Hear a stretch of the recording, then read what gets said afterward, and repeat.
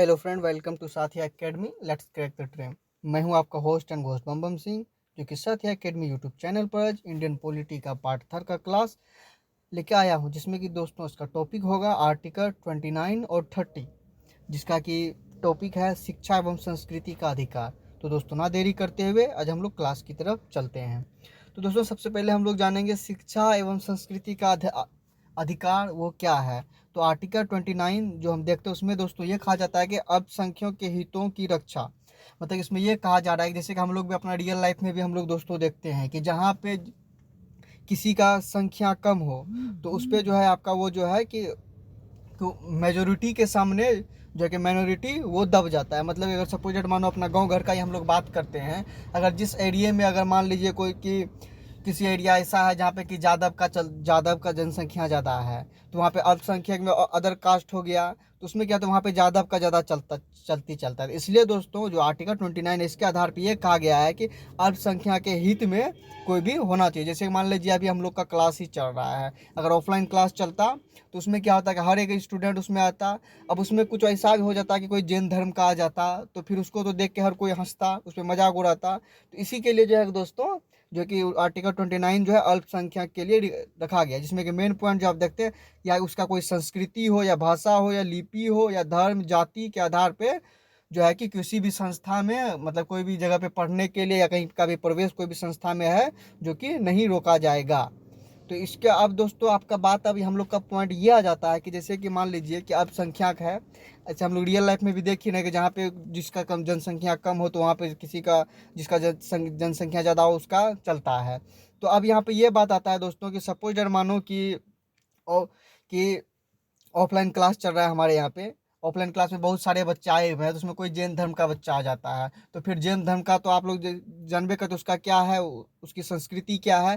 तो अब क्या करेगा, और सारे बच्चे जो है उसे ही देखते रहेंगे, उस पर कमेंट पास करेंगे। तो इसलिए जो है कि दोस्तों अब मानिए कौन जी कि ये अगर 29 का तहत तो ये तो कहा गया है कि अल्पसंख्यक अगर हो तो उसके हित में किया जाएगा। कोई भी अगर लिपि हो, संस्कृति हो या भाषा हो या फिर धर्म, किसी के आधार पर भी कहीं भी कोई भी संस्था में जाने से उसे नहीं रोका जाता सकता।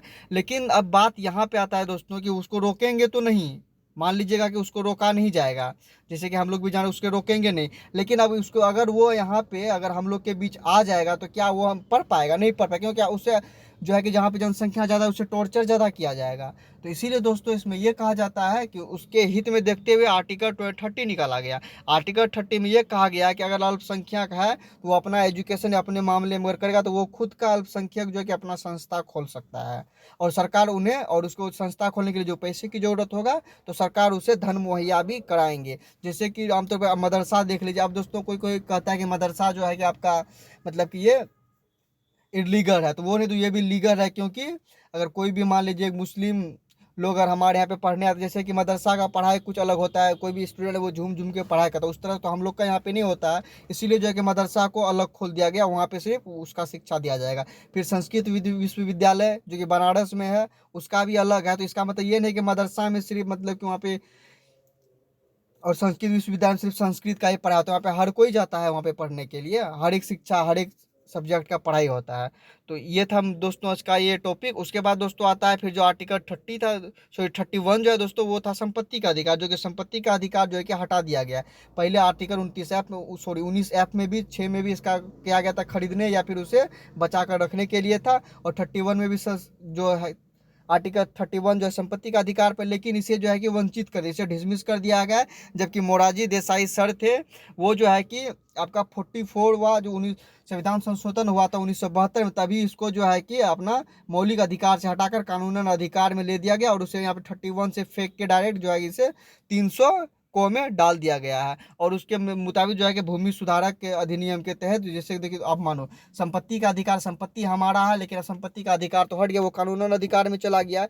संपत्ति का अधिकार से दोस्तों इसलिए हटा दिया गया इसे, क्योंकि दोस्तों कभी जब रेलवे लाइन बन रहा है या फिर कोई ब्रिज व्रिज बन रहा है तो वहाँ पे किसी का जमीन रहता था, तो वो कहता नहीं मेरा जमीन है, मैं नहीं दूंगा रेल बनाने के लिए, तो बहुत सारा प्रॉब्लम होता था। तो इसीलिए जो है कि संपत्ति का अधिकार को हटा के कानूनन अधिकार दे दिया। अब इसका मतलब नहीं कि कानून के ही मुताबिक चलेगा, जमीन में आ गया तो अगर कोई मतलब जो जमीन अगर आपका उसमें आता है, रेलवे लाइन बन रहा है तो जमीन अगर आपका आता है, जो आपका जो है कि प्रेजेंट का जो मार्केट में जो उसका ये दाम है उसके मुताबिक जो है कि भूमि अधिनियम बिल के तहत जो है कि उतना आपको पैसा जो है कि आपको दिया जाएगा दोस्तों। तो ये नीचे में दोस्तों मैं आपका यहाँ पे नोट्स भी सबमिट कर दिया हूँ, सारा हिंदी इंग्लिश दोनों में मैं आपको नोट्स भी प्रोवाइड कर दिया हूँ। एक बार आप इस नोट्स को भी जरूर पढ़ लेना। जैसे कि हम लोग देख रहे हैं कि अल्पसंख्याएं हितों की संरक्षण जो है कई अल्पसंख्यक वर्ग भाषा, लिपि, संस्कृति या सुरक्षा के केवल पे मातृभाषा संस्कृति आधार पर उसे कभी सरकारी शिक्षण संस्था में प्रवेश नहीं रोका जा सकेगा। और शिक्षा संस्था खोलने के लिए जो है कि अल्पसंख्यक वर्गों को पसंद और उसके अनुदान के लिए भी भेदभाव नहीं करा जाएगा। तो दोस्तों आज का क्लास शिक्षा एवं संस्कृति का अधिकार यहीं पे होता है खत्म। कल का जो टॉपिक होगा दोस्तों वो होगा आर्टिकल 32। आर्टिकल 32 पे बहुत बड़ा क्लास होगा क्योंकि बहुत बड़ी टॉपिक है, इसमें मैं सारा जानकारी आपके साथ शेयर करूंगा दोस्तों। इसी के साथ अब अपना होस्ट एंड गोस्ट बम बम सिंह को दीजिए अलविदा, बाय बाय, टाटा।